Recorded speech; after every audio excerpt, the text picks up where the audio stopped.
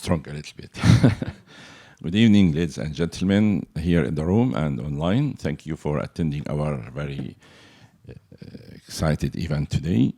My name is Khaldun Azhari. I am a member of the Law Committee, Library Committee that organized this press conference or dinner and book break. And also I am former president, and now I am vice president of FCCJ, the organization that we all proud of belonging to. And I would like to welcome very much our guest speaker, Monsieur Pierre-Antoine Donnet. He's the author and he's a fellow journalist. He's been in the media business for a long time, so we share all kinds of exciting moments and coverage. And he's been in Japan, so he knows a lot about Japan and also about East Asia. The topic today explains itself in this book, China, the Super Predator, a Challenge for the Planet, according to the title. And I need to make sure that all the statements here I'm saying, and the book is the opinion of the author, not the opinion of FCCJ. We are here neutral, and we allow everybody to come and tell their opinion freely. That's what one of our most assets in this press club. And he wrote, our guest speaker, that Japan faces the challenge of an assertive China in the form of military harassment operations against countries that assert their maritime rights in the so-called South China Sea. And clearly, also, he continues, China has an objective to drive the United States out of East Asia and to reign in this area as an undisputed master. And also, he goes on to say, what are the risks associated with China's rising in East Asia? We will hear a lot about these ideas here. And why is that the Chinese economy will not become the world-leading economy in the foreseeable, in the near future or seen future. And this book has been translated into Chinese in Taiwan and into Japanese under the title, sorry, I cannot read the title in kanji. But anyway, it's published by Shujusha Publishing House. And the book also is ready for you to get and buy and have signature of the author at the front desk. So we can have a full session of distributing the book if you need. And just a quick summary about our author. Pierre-Antoine Donnet has been a professional journalist since 1982, a graduate in political science and Chinese language. He worked for Agence France Presse, AFP, in Beijing from 1984 to 1989. And he was correspondent in Tokyo from 1993 to 1999. And in Warsaw, also he was in Warsaw, working there in the Middle East and also in the United Nations before retiring in September 2018. But the journalist, retired journalist is never retired because journalists and doctors never retire. And I think diplomats also never retire. You have the title forever. And also he written around 20 books, mostly on China, Tibet, Taiwan, and Japan. And without further ado, ladies and gentlemen, please welcome our guest speaker, Mr. Antoine. Thank you.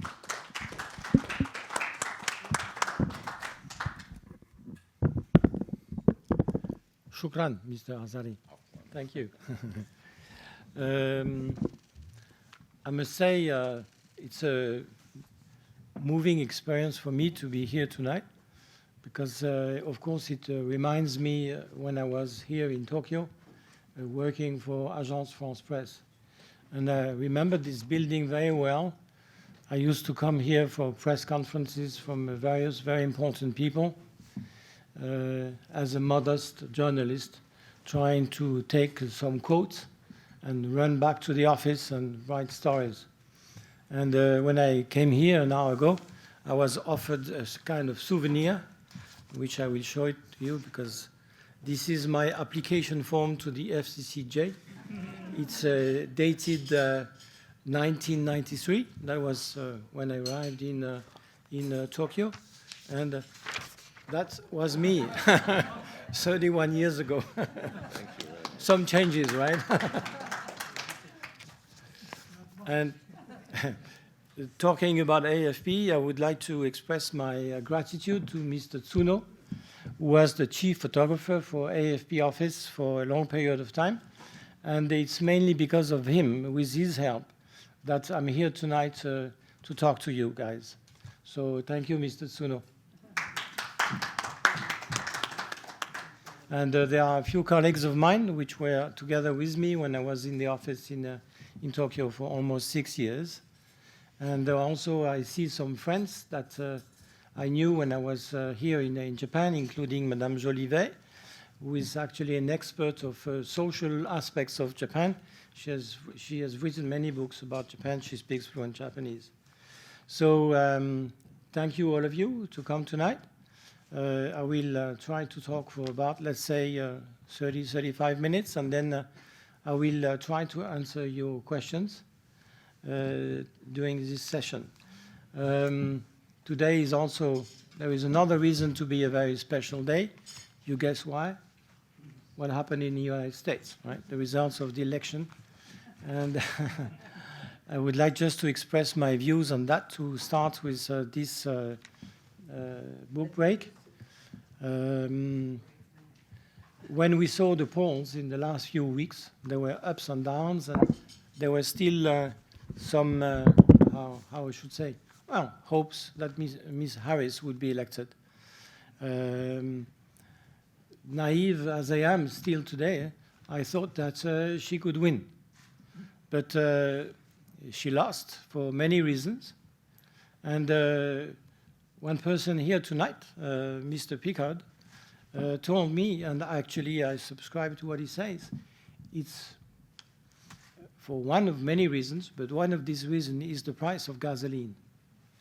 And it's true, because when you look at the situation in the United States, the middle class, for the past 20, 30 years, is facing more and more hardship with prices going up, real estate prices also going up. And I believe this is one of the main reasons why Mr. Trump won yesterday, with the results known today.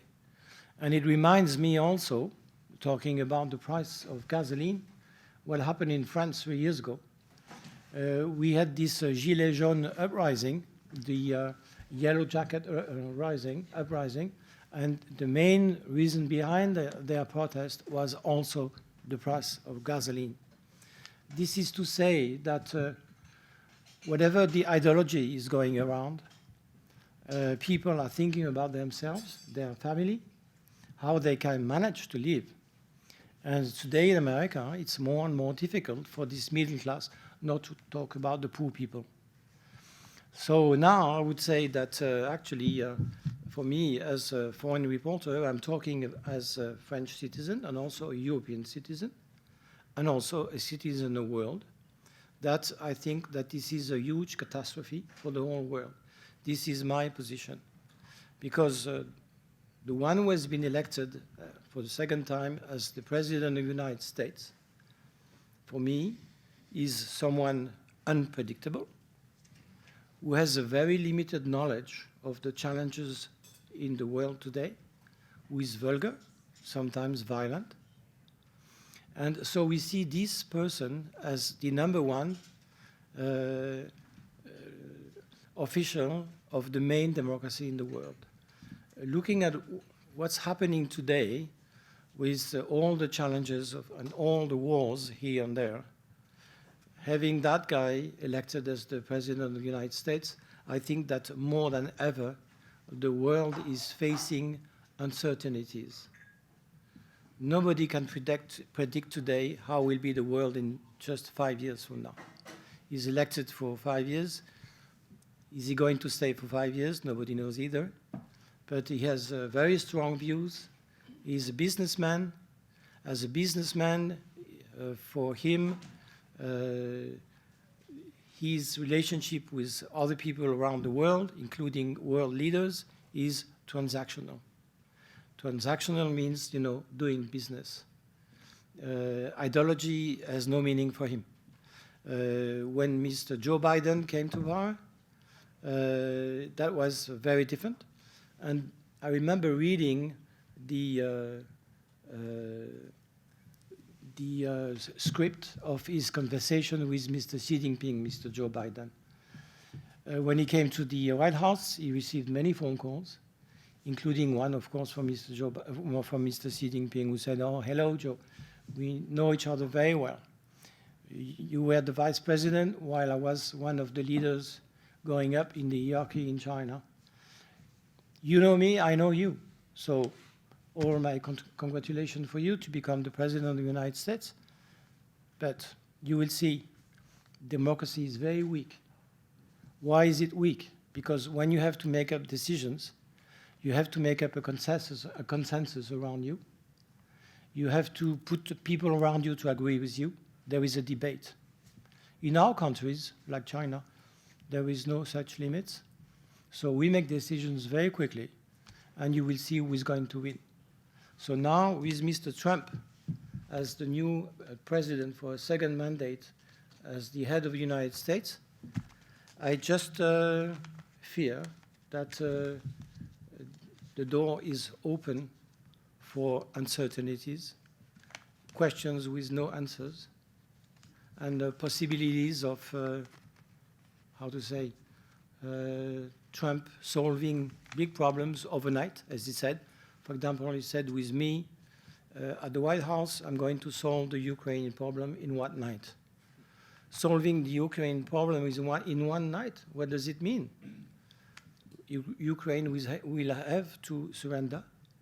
And actually, we saw him shaking hands and hugging with Mr. Kim Jong-un twice. He thought that he could be a friend of Mr. Kim Jong-un. I find this very, very silly, to say the least. And if he's going to govern the United States like that in the next few years, that will make Mr. Xi Jinping thought that the West is on the decline side, right. So if this is right, how is going to be the world in 5 years?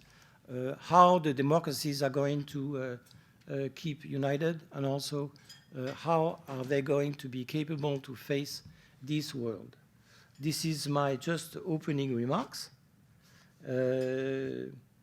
That leaves also Japan with its main ally being governed again by Mr. Trump. I'm sure all of you here in this room tonight, you remember that Mr. Trump said many times that for protection, you must pay. So you can expect him to ask Japan to pay more. I think that Japan pays around $8 billion a year for all the American forces stationed in Japan, so this is already a huge sum. So pay more. He will say the same to South Korea, pay more. He will say to Taiwan, you stole our technology. The semiconductor, you stole that from America, pay. So is this going to be the way to govern the United States and the relationship the United States have with its allies?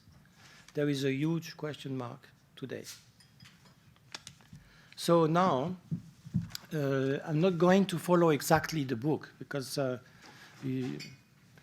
those who are going to read it, you will see that it's a bit different from what I'm going to say tonight. But I would like first to talk about the naiveness of the West towards China. We, the Western people, we have a tendency to feel that universal values are good for everyone in the world, that the whole world should apply democracy and universal values. Sometimes we tried in the past, even recently, to impose that to other countries where the living conditions and also the culture, the identity are totally different. That was a big mistake. And with China, the mistake was huge. So just For me, the past explained the present situation. If you want to understand the present situation, you have to look at the past, at the history. Without knowing the history, you got it wrong. And the present situation explains somewhat the future. So let's go back to the history, how naive we were, just briefly. In 1971, the Secretary of State for the United States, Mr. Henry Kissinger, made a secret visit to Beijing. It was really totally secret. Nobody knew that he was going there. He met all the leaders, including Mao Zedong. He explained to them that Mr. Richard Nixon, who was then the President of the United States, wanted to normalize the relationship with China. Of course, there was a very warm welcome. At that time, the relationship between China and the Soviet Union was not good, to say the least also. It was actually quite tense. And yes, please, Mr. Nixon would be welcome here. The red carpet would be here for him. And then the following year, Richard Nixon stunned his population in the United States by this official visit to China. He also met with Mao Zedong, was already very old. And they had in mind two things. Of course, the main thing was to use China as a counterpower against the evil, which was Soviet Union. In their mind, China would be helpful together with the United States to contain the Soviet Union.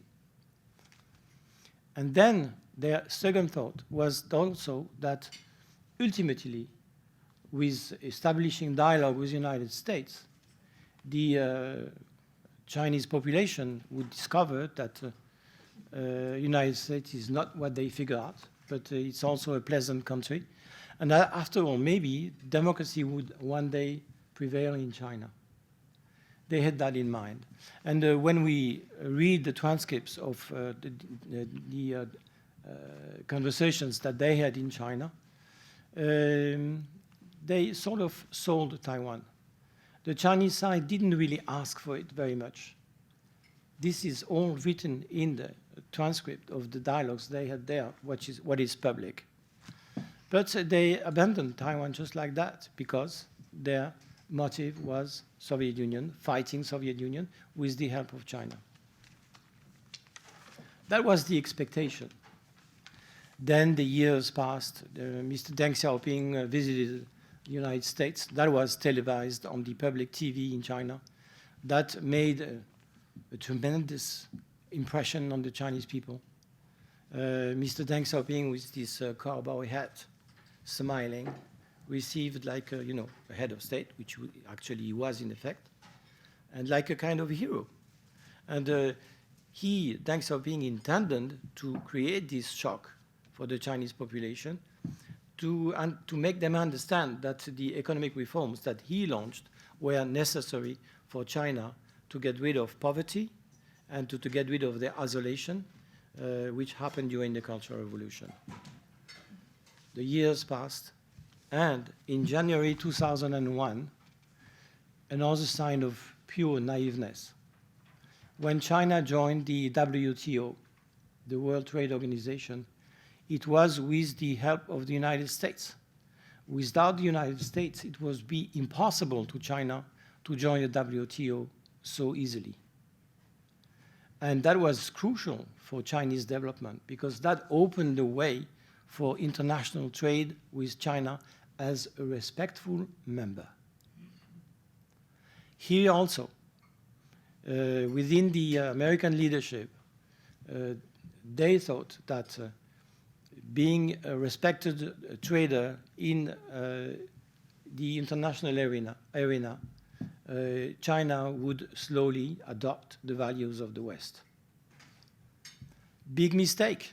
Look at today. It was just the opposite that happened. So this naiveness created actually prosperity to some extent in China, but certainly not a change of the system and the ideology at all. And also naiveness created all these technological transfers that the West made with China. And here we'd like to talk about France, because France played a major role in that. Let's talk, for example, about the civil nuclear technology. The Chinese technicians and experts knew almost nothing how to build a central nuclear plant. France sold everything. When I say sold, it was technology transfers with the expectation that they would do business in China, that this would open China to the West, especially to France, to make business and to make big money.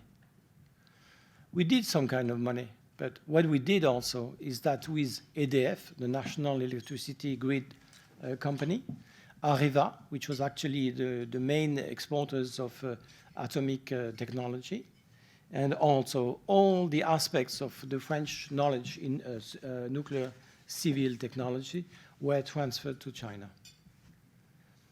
What was the result? Is that, just one example, in France we opened just very recently the EPR, New Technological Nuclear Civil Plant, which was delayed after delayed and again delayed for years and years and years.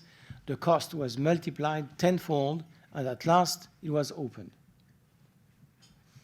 The actually new EPR technology is functioning in China already since 2018. The two first world EPR nuclear central power plant were opened in southern China in December 2018. Why? Because today the experts in China, they know actually better than the French people, the French experts, how to build these plants, how to make them functioning, and so forth. While in France, why there was such a delay in opening the central nuclear power plant, the knowledge was lost. So you see actually a big contrast in how were the expectations and what was the result. Technology transfers are actually not always bad, of course not. But in China, in many aspects, it helped China to build very, very quickly new systems that in other countries required decades. In Japan, the first fast speed train, Shinkansen, I think was started in 1964. So that was exactly at the same time with the first Olympics in Japan, right? But that was after decades of researchers. At that time, China had none. Today, because of the help of Western countries, and especially France, Germany helped a little bit, Japan a little bit also, United States no, because they had not the technology until today, actually. And they built 36,000 kilometers of high-speed railways in China in a matter of 15 years. 15 years. Now it's 40,000 kilometers because of these transfers of technology. So the result is that also on the international market, China is now exporting these technologies, not transfers, but the products, for example, civil nuclear power plants, for a price actually much below the prices for France, for example, and also of the West.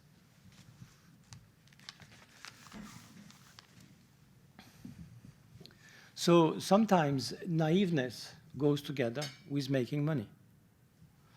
When China opened up to the Western world with the economic reforms which were launched in 1978 by Deng Xiaoping,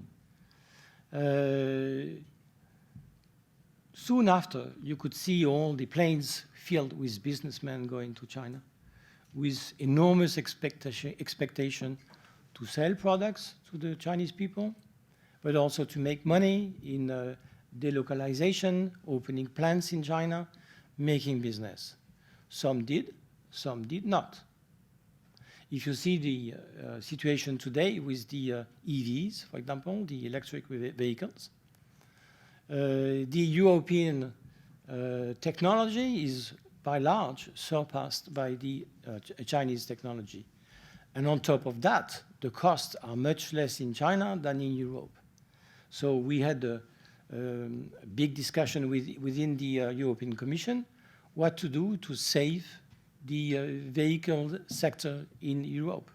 Otherwise, it's going to be distracted by this competition coming from China.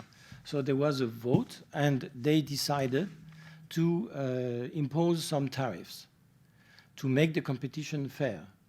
Why do we talk about fair competition? Because, as you all know, the EV sector is heavily subsidized by the state in China, very heavily. And there are proofs. It's not the imagination. There are very eloquent proofs. So that has been decided. And just 2 days ago, China turned to France to help them convince other countries not to impose these tariffs. Why turning to France? Is that a coincidence? No. It's because in France, we still have some people who are very, very much friendly, not with the Chinese people, friendly with the leadership. And I would talk just about one example. There are others, but the one who comes to my mind is our former Prime Minister, Mr. Jean-Pierre Raffarin, who got this big chain, so-called golden chain of being a friend of the Chinese people, given by Mr. Xi Jinping in person.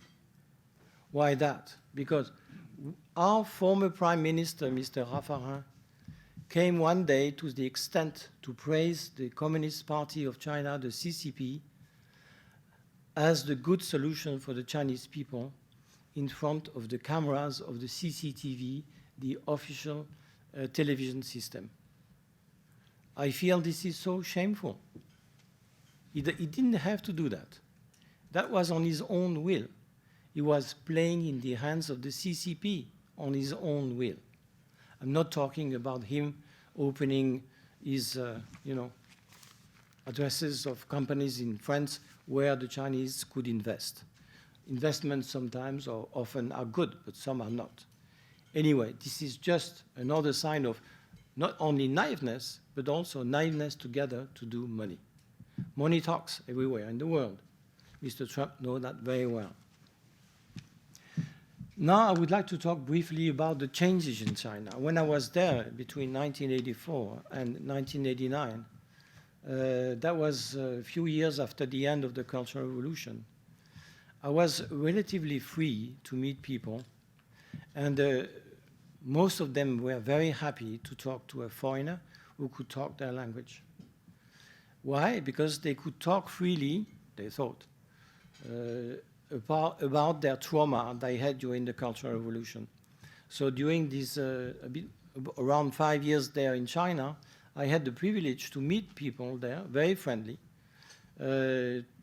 Today, despite all the criticism I'm doing on China, I'm not anti-China at all. I love the Chinese people. They are inventive. They work a lot. They are very hard-working people. But what I criticize is their regime. It has changed a lot since I was there. I was under close surveillance. I knew that. But I had my own means to avoid this surveillance.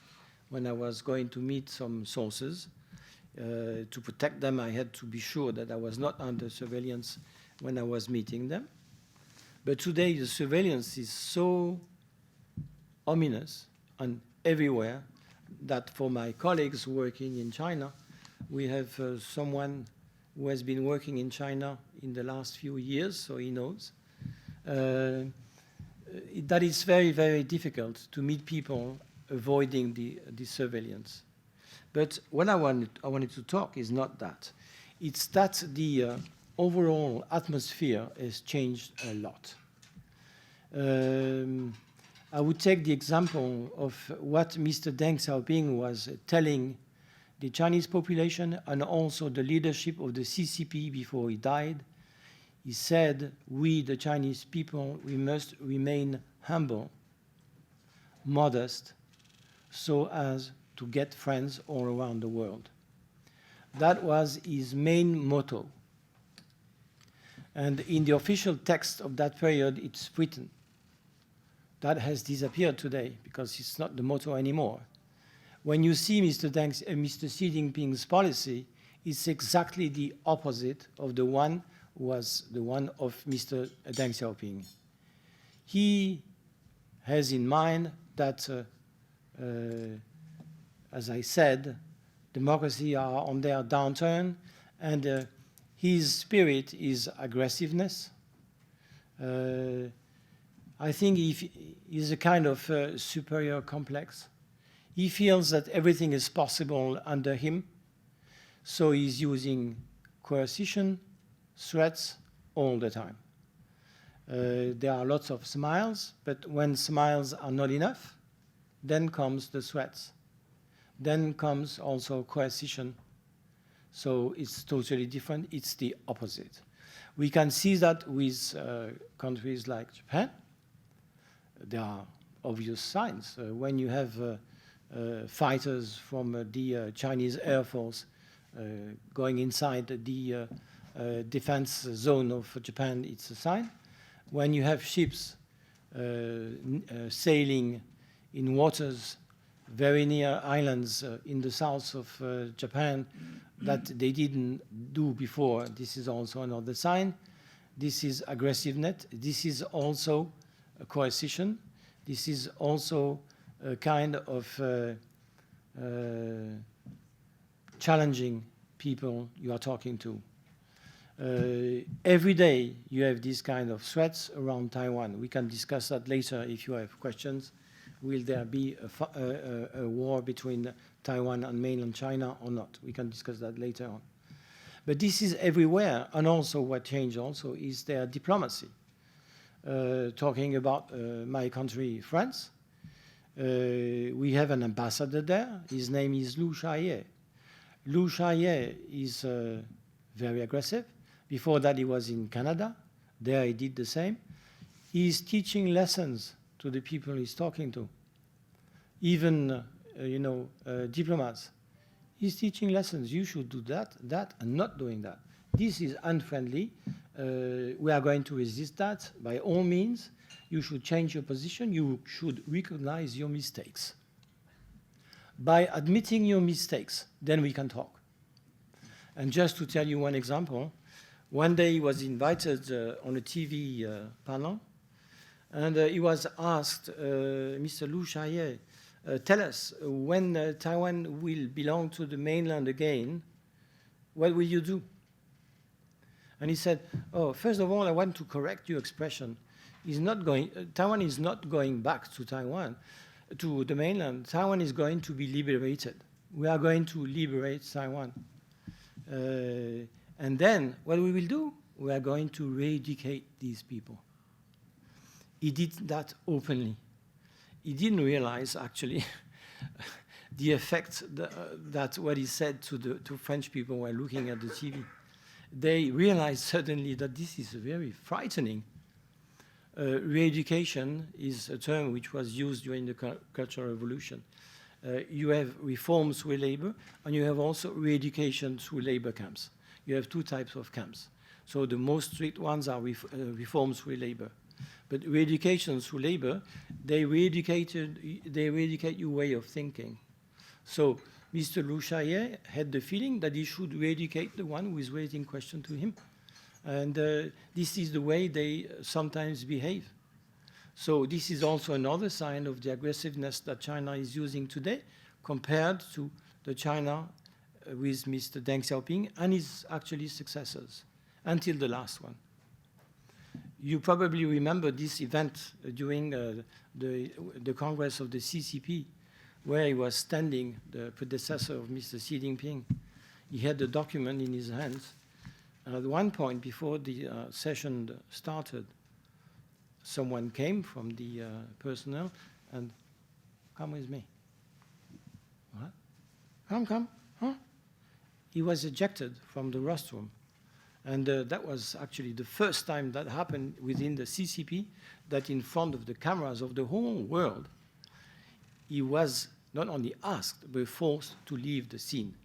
This was also a sign that Mr. Xi Jinping wants no opponent, that there is only one master in China today, is Mr. Xi Jinping, as it was the case during Mao Zedong era. The new Mao Zedong, I say tonight, is Mr. Xi Jinping. You know probably that he has all the functions together. He's the Secretary General of the CCP.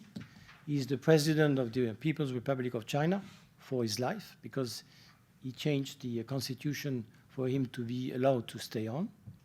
He's also, and I think this is the most important one, the chairman of the Military Commission. So he's the one who controls everything. So any potential, not only declared opponent, but potential opponent is taken away. You don't see them again, or they are silenced. They don't say anything publicly, because if they say something which is not orthodox, following the line of Mr. Xi Jinping, they would be cited. So he's an autocrat. And Mr. Trump, just to tell that again, said that he has great relationship with Mr. Xi Jinping. He's a fantastic person. I think he said that almost the same terms. So what changed also, it's the end of collegiality, which actually was introduced by Mr. Deng Xiaoping himself. He thought that for all the main decisions to be taken for China for the future, all the strategic decisions, that there should be a kind of debate within the hierarchy of the CCP. So you have the Politburo, and then you have the Standing Committee. The Standing Committee is 7 people. They are said to be the most powerful people within the CCP. But actually, the only one who really decides upon anything is Mr. Xi Jinping. There is no collegiality anymore. And I can say tonight, the ones who are studying China knows that official documents leaked to the West show that there are strong disagreement, especially within the old guard, the one who actually knew what was the state of affairs before him, against this state of affairs today. And the end of collegiality, they are strongly against it, because when you rule alone, the door is open to commit mistakes. When you are an autocrat, listening to yourself only, you can commit mistakes. Now I would like to talk a little bit about mistakes, which have been done by Mr. Xi Jinping. Of course, it's never in the official press. That goes without saying. But one of the main mistakes for me is the zero COVID policy. That was imposed by him. It's obvious also, the texts are there to prove it. The proof is there. He imposed all the conditions imposed on the Chinese population, including, of course, the one that required people to stay home, despite all the problems that they could endure. And the zero COVID policy, when that started, it started in March, after it was discovered in Wuhan in 1979. Sorry? 19. Yes. Then it was imposed by him, and he was talking about a people's war. He used that term. He said China is going to overcome the pandemic. For us, all Chinese people, it's a people's war. That was a term which actually, for the old people, they know the term because it was used during the Cultural Revolution.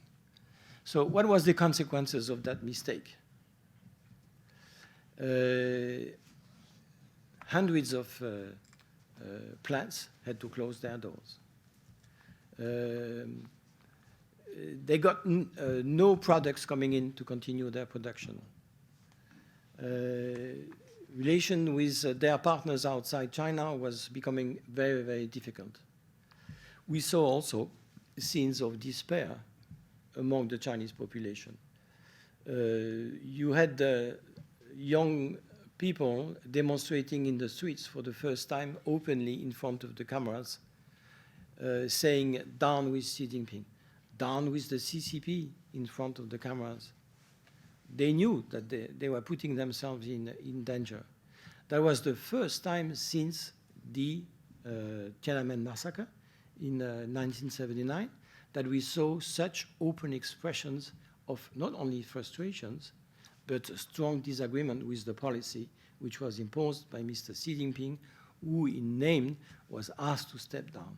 Of course, these people disappeared. They had to do self-criticism. The one who promised that they would never repeat that, they are still free. But that mistake also had terrible economic consequences. And I would like to talk a little bit about that, because that paralyzed the economy. Because of the economic reforms launched in 1978 by Mr. Deng Xiaoping, China knew for a bit more than 3 decades two-digit GDP growth, more than 10%, and that was without any equivalent in the rest of the world. For a major country like China, it was really totally unique. And then suddenly, it went down. It went down to, if you read the official figures, around 3 or 4% per year GDP growth. Official figure is an official figure. In China, you know what it is. So the reality is different. Actually, it came down to around 2%, maybe less. So this is without precedent since 1978. And that also has very, very strong consequences and impact on the social balance in China. That created also jobless growing up, especially for the young people. Again, at one time, the figure given by the BNS, the official institution who are giving official figures, to almost 25% jobless people within the youth between the age of 18 to 24. That is also without any precedent since 1978. And it's especially important in China when you know that for the aged people, most of them rely on the young people to live on, to have enough to live. So, and also for these young people, when you get major from a university, you are looking for a job. You cannot find a job. You are trying for months and months and months, and you have to accept, a job that has no qualification. You feel that you lost the years that you studied, and you feel that there is something wrong. I'm saying that because also when we look at what's happening in China, what we can see, because there is a lot we cannot see, but what we can see that there is also some kind of despair, or at least a doubt. The doubt is now within the Chinese society.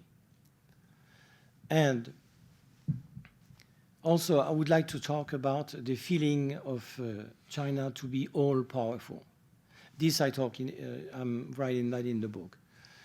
Because of this economic situation becoming suddenly incredible, with this 2 digits GDP growth, at some point, everyone felt in China that everything was possible, including those who decide in the regions.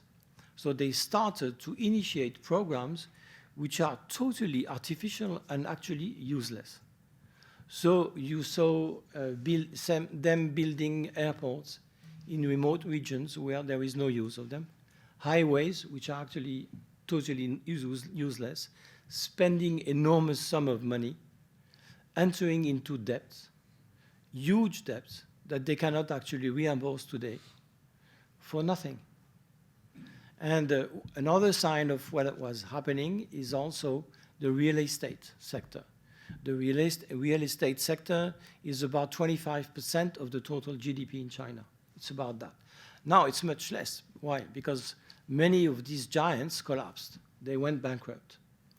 And this bankruptcy of course, were the clear sign that something is going wrong, but also it's adding to the despair, including for the old people, because you had a lot, thousands and thousands and thousands of old people who used their savings to invest to buy a flat to be, hoping that renting the flat would guarantee them to have the means to continue their life.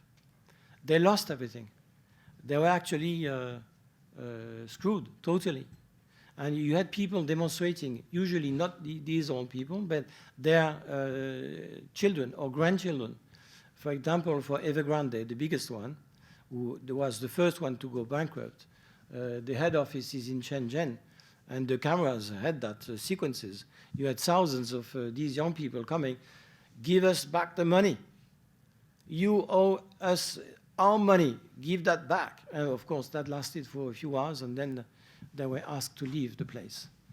But this is to show that the despair is there. Is that going to make China change the system overnight? Of course not. I was talking about my own naiveness about the elections, but I'm not naive anymore about China today. Mr. Xi Jinping and the CCP, they have all the means to suppress whatever is going to happen for the next few years. Surveillance is absolutely incredible. That also is an enormous change.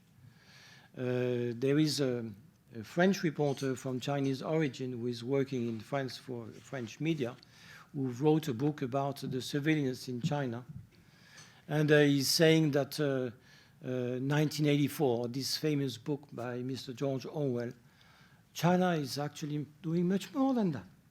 It's far beyond. Can you guess how many cameras there are now functioning in the streets, in the cities in China? A few years ago, I had the figure of 400 million. Now it's close to 800 million. That means that you have one camera for every 2 people in China. And it's more than that, because there is no cameras in the remote areas when there are only old people, trying to survive. I'm exaggerating just a little bit. But the cameras are all in the cities, so there are actually about 1 camera per citizen in the main cities. These cameras are actually all powerful, because here also the technology has changed quite a bit. It's not only a camera where you can film someone which is not crossing where he has to cross, and then he's going to get a penalty because he's not obeying the law. No, when the camera film your iris, they know your name, your surname, the names of your parents, your address, your bank account, who you work for, your friends, they know everything. That means that they have all the means to control the population. So with that, this system can go on and on and on for years to come. Now, having said that, the challenges that China is facing today is unprecedented. So I would like to talk briefly the differences between Mr. Xi Jinping and Mr. Putin, Vladimir, Tavarish Putin. They are very different. One is totally irrational. The master of Russia is really irrational. And the one is very rational. Xi Jinping knows exactly where he's going to. He's very rational. But who knows what's going to happen in a few years if the reality in China will change for the worse. You know, any autocrat is actually at some point surviving for his own asset and also own future. If one day Mr. Xi Jinping feels unsafe, he may turn irrational, like his predecessor, Mr. Mao Zedong, in 1966, when he declared the Cultural Revolution. Why did he do that? You perhaps know. It's because he was feeling insecure within the ranks and files of the CCP. He had the strong feeling, and that was actually true, that he has real opponents. So he used the naiveness of these young Red Guards to regain power. So let's see. Is it time now? Or? Yeah, please. Somewhat. Yeah. Okay. So just the last few words about Taiwan. Actually, I studied Chinese in Paris, but also 1 year in Taiwan and 1 year in Hong Kong. And in Taiwan, I still have many friends. I'm going there whenever I can go there.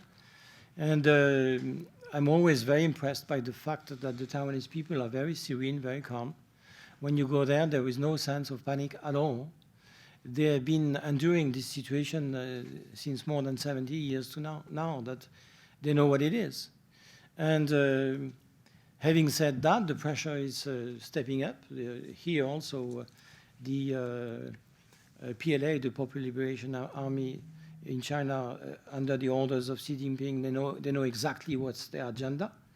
They are going step further to test the reactions of the army in Taiwan, to test America. With now Mr. Trump as for the second time the President of the United States, who knows what's going to happen? Is there going to be a hot war? Frankly speaking, I don't think that actually Mr. Xi Jinping is going to do that in the near future. There is no point of doing that, because he knows that with the year passing, continuing the policy of harassing, testing the forces against him in Taiwan and also its allies, one day will come when Taiwan will maybe fall like a rotten fruit. So as Sun Tzu said more than 2,000 years ago, a good war may be won without fighting. So I think that this is his goal. But he said also that so-called reunification must happen during the present generation. So there is a kind of date. It's going to be in the next 10 years. We will see. Now I'm open for questions. Thank you very much for your insights. Thank you. I would like to open the floor to Q&A. Please proceed to the front desk. Anthony, take the first question, please.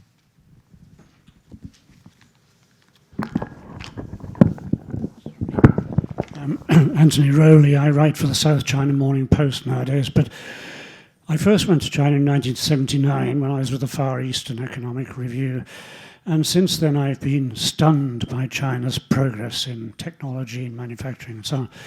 I think that I'm not alone in that. I think a lot of people in the West have been shocked by China's progress, and I think that caused a certain amount of defensiveness in the West, and defensiveness often turns into aggression. And I think, you've seen that in things like, for instance, the response to the Belt and Road Initiative. So my question to you is how to deal with China. I mean, presumably tariffs or military preparedness is not the answer. You haven't really talked about that. I mean, what is the best way to deal with China? Okay. Well, the answer is actually very simple. It's dialogue. To end a dialogue would be the worst solution. Totally the worst solution. Now, having said that, the dialogue with China is these days quite difficult. Because, of course, this Chinese leadership, they know that the West is still very much depending on the economy of China. I just take the example of Germany. The automobile sector in Germany is very much dependent on their sales in China, and also how they build vehicles in China to then sell them back in the West. So it's impossible to decouple, to end the ties that the West has with China on the economic field and also on the political field. This is the business for the diplomats to continue the dialogue. My view is that the dialogue with Mr. Xi Jinping is getting somewhat, at times, useless. But when you talk to Xi Jinping, you also talk to the generation to come. Whatever they know from the propaganda, which is actually served to them by the CCTV and the newspapers and so forth on these meetings with foreigners, and also foreign dignitaries, The Chinese people must remain, have the feeling that they remain linked with the outside world. This is crucial for the future for them. If they feel that everything is cut out, then what is left for them? Nothing. So dialogue must continue at all costs. Official visits must continue to China. And even on the entourage of Mr. Xi Jinping, even himself is understanding the situation very well in the world. And sometimes there are give and takes. And the give and takes, I will give one example tonight, which is actually for me very interesting, is the way that how China is now discussing in India the border problem they have. It's very interesting to see that actually that was prepared before this meeting of the BRICS in Russia. They had contacts, and for the first time, it's the Chinese side, obviously, who decided to end that. Because they know exactly what is useful for them. And they understand now that in this uncertain world, there are countries like India who understand that the time is changing. And India has been, just to give you the example of India, has been actually adamant as remaining totally independent from the West and also from these autocratic states. But ending this border problem gives some leeway for China to obtain concessions, not only from India, but also from other countries. So diplomacy is diplomacy. We have two diplomats in this room tonight, and they understand very well all these problems, much better than I do. But at all costs, we should not isolate China. That would be the worst decision to do. Thank you. Next question. All right. Please.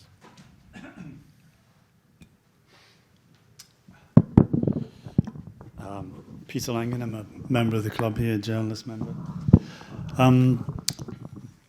Quite a number of years ago, I had a conversation with a former US military attaché in Asia. And he kind of described the experience of dealing with Chinese diplomats. And he characterized it as like facing up to bullies who come at you very aggressively, but once you poke them back the same way, they back off and understand that you're not a pushover.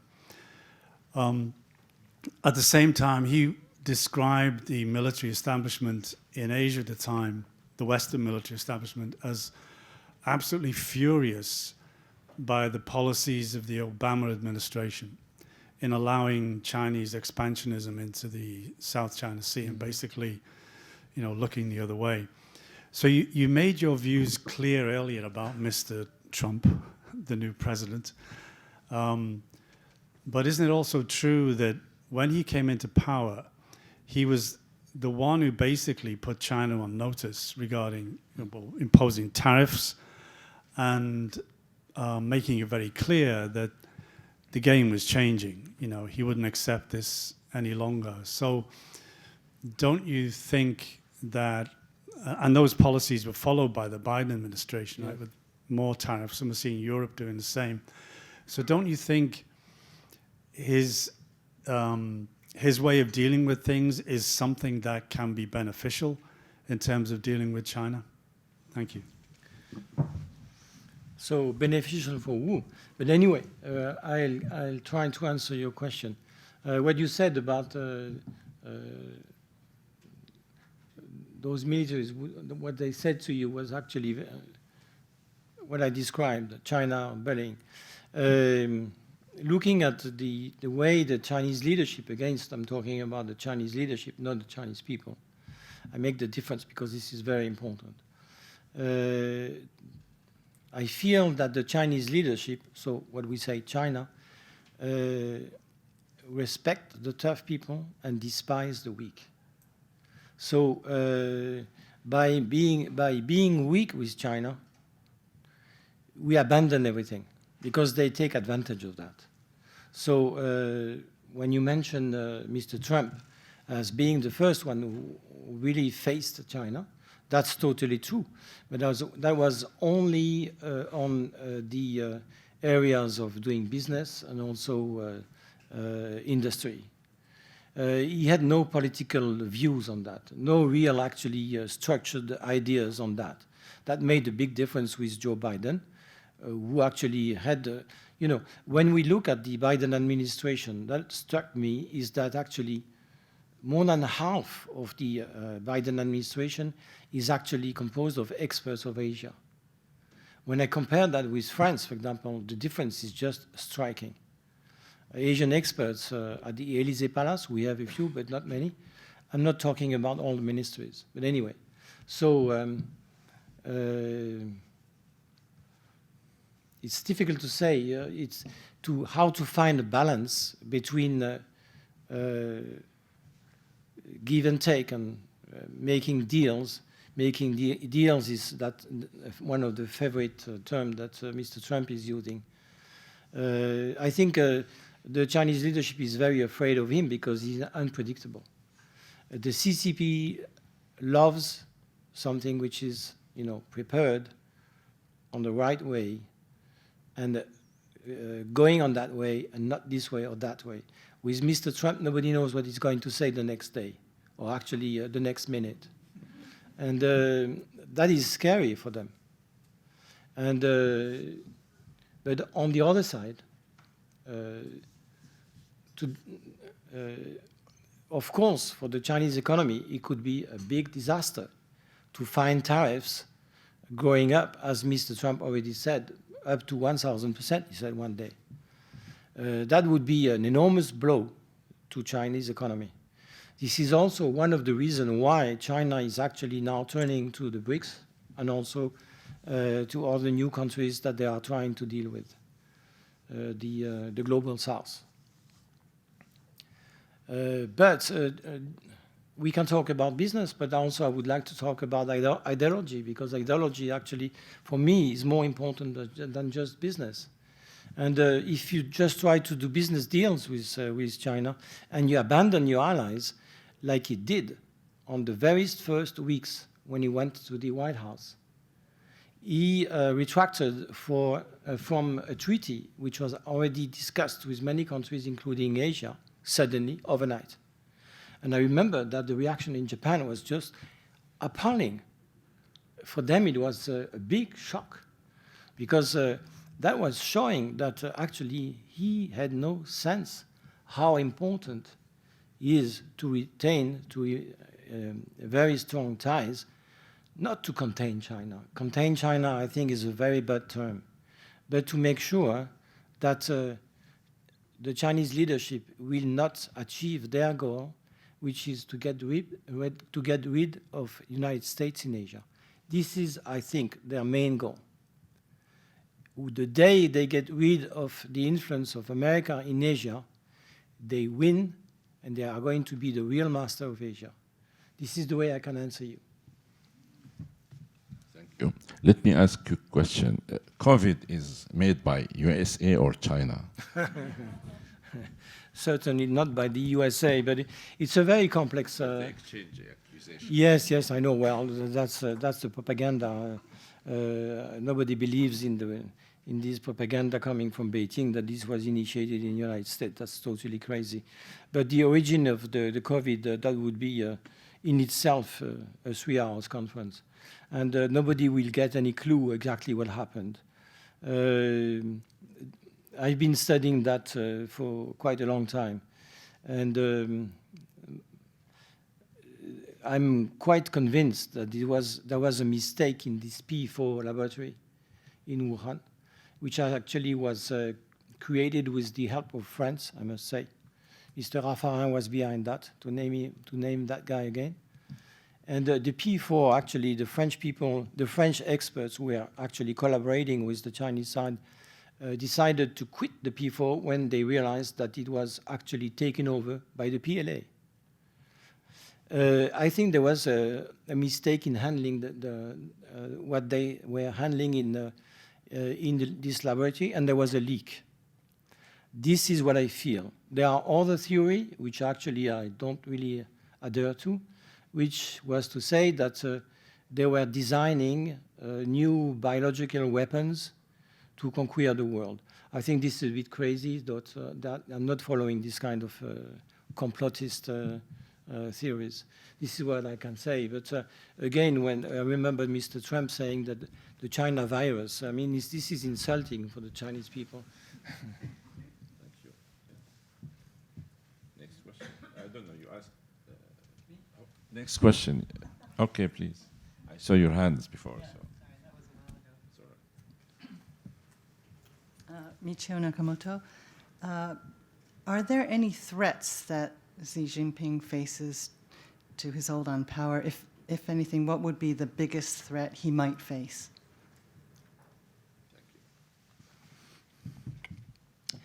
I was talking about these official documents being leaked outside. I did mention the fact that why these official documents are being leaked to the West. Because it's actually almost the only mean that the people opposing Xi Jinping have to let people know what's happening in China, inside the leadership. So the leaks to talk about the Uyghurs, for example, there were 400 pages of official documents from the CCP which were leaked to America. And the New York Times made pages of a big story on that, which actually showed that the architect of the terrible suppression of the Uyghur, the master, is Mr. Xi Jinping himself. This is another mistake for me, because he clearly overreacted. I mean, he went far too far. The way the Chinese leadership is behaving in Xinjiang is appalling. It's just awful.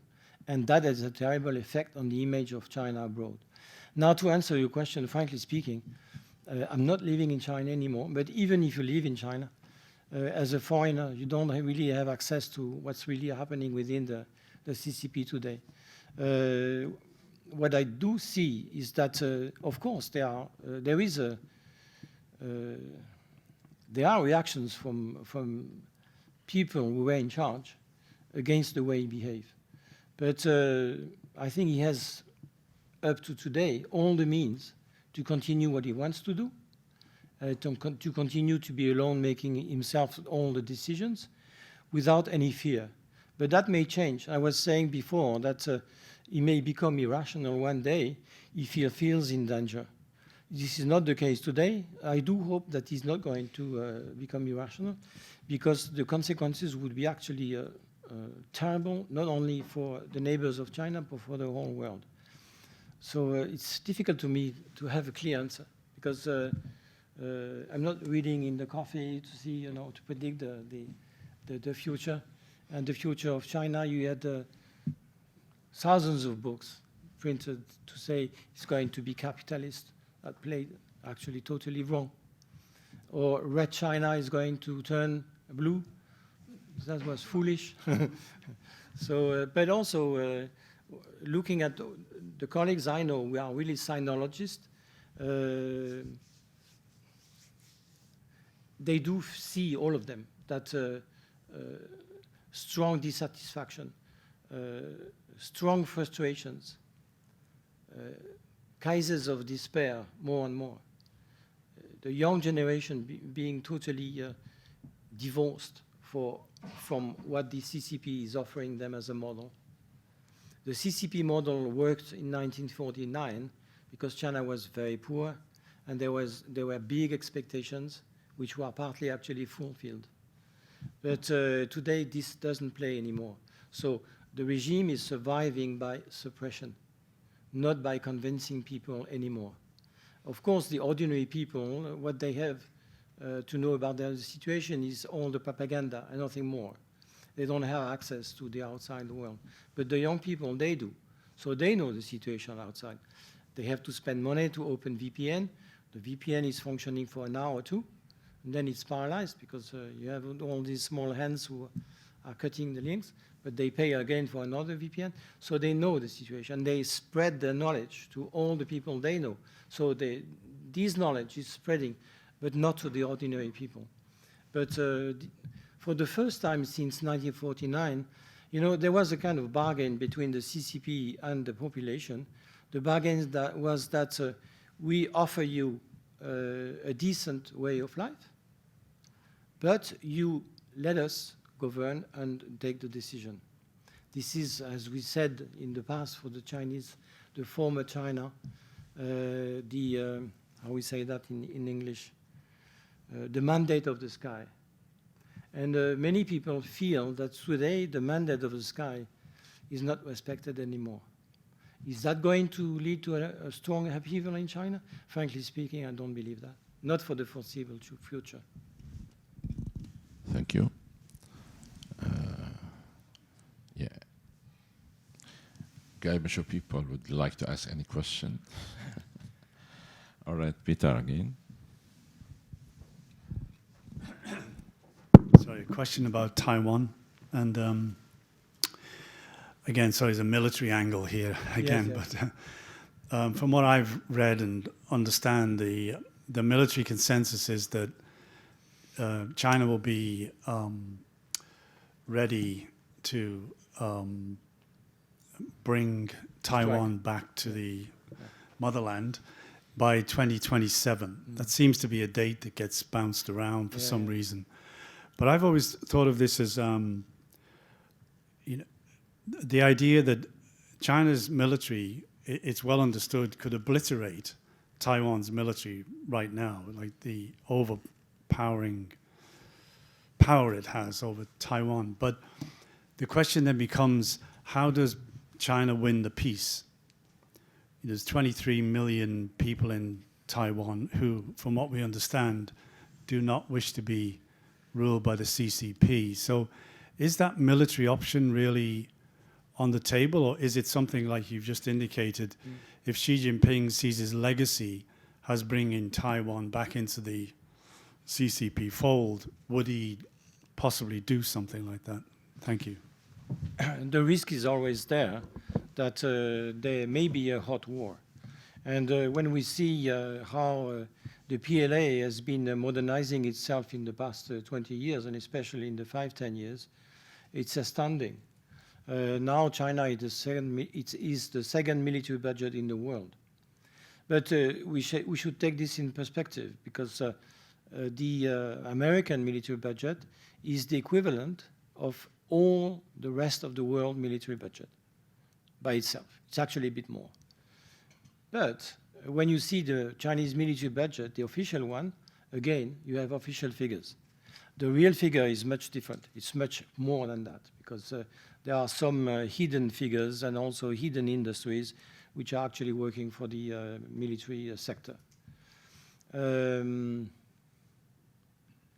Also, they use propaganda to terrify people, to terrorize them, to let them feel that at one point there would be no point fighting because they would be anyway overwhelmed. And when you say that the capacity is actually much bigger than the one of Taiwan, there is no question about that. But also Taiwan has been preparing for a long period of time for that possible confrontation, and especially in the last 10 years as well. So their policy is very simple. It's to be in a position to inflict the enemy, so the PLA, the maximum damages in terms of loss of lives and also loss of weapons and boats and fighters, until the American side helped them. Here I would like to mention the fact that Joe Biden has said not once but 4 times that if Beijing declares war against Taiwan, America will help Taiwan. He didn't say how. Of course, you don't tell the enemy what you are going to do in case of a war. But he used that term 4 times. So this was not an expression from someone who is senile. That was really his objective. I believe strongly that that will change with Mr. Trump, very much. So in Beijing, they know that very well. And that they are actually unhappy with the fact that they may suffer on the economic side. But on the geostrategic side, they are very happy because the whole scene is going to change. Talking about Japan, I think that's my view. Japan must actually now do a lot of efforts to continue building stronger ties with South Korea, despite of the history. Already big changes have been made, actually astounding changes in the past few years. Start building stronger ties with Philippines, with Australia, and with other countries, also with Europe, despite the fact that Europe is not so much united, despite that the term Union Européenne, European Union. So Japan must consider the fact that the danger of China facing Japan is getting stronger and stronger. Why that? Actually, the military side, they know very well that if there is a hot war between China, mainland China and Taiwan, the first missiles will be directed at Japan soil. Why? Because all the American bases. The Chinese missiles will hit Kadena air base, for example, hit lots of radar systems in the United States. Why? To make sure that the possibility for the US Army to come to help Taiwan in a way or another is paralyzed. So whatever happens in such a scenario, Japan will be involved. And the first prime minister who actually said that in 2021 was Shinzo Abe. One can discuss who was Shinzo Abe on the political side, but he had actually, before being assassinated, a very clear view on the fact that this tension with Taiwan is actually a threat for the vital interests of Japan.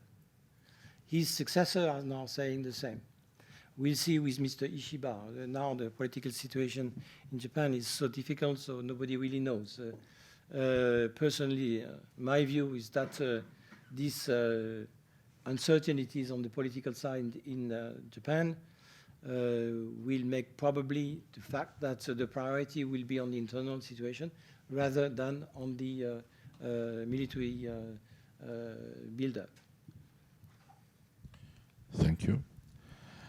Recently, we heard some reports from China, from unofficial media, that they consider Okinawa part of Japan.